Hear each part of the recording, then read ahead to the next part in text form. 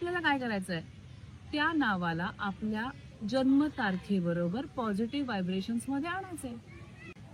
यालाच name correction असं म्हणतात. मग ते सगळेच करतात, म्हणून तर मोठमोठे सेलिब्रिटीज नेम करेक्शन करतात. अजय देवगण आहे, कार्तिक आर्यन आहे, तृप्ती डिमरी, हे सगळे तर आहेच. पण अनुभवाने सांगू का, मी स्वतः गेली 15 ते 16 वर्ष ऑन स्क्रीन इंडस्ट्रीमध्ये काम करते. त्याच्या आधी लहानपणापासून मी थिएटर वगैरे बरंच केलेलं आहे. पण मला फायदा किंवा आपल्या ह्याच्यामध्ये प्रकाश झोतात थोडंसं नेम फेम मागच्या या 5-6 वर्षात जास्त मिळत गेलं. कारण मी माझं नेम करेक्शन माझ्या डेट ऑफ बर्थनुसार करून घेतलेलं आहे. जे असं मग मला फरक पडतोय तर तुम्हालाही फरक पडणारच ना.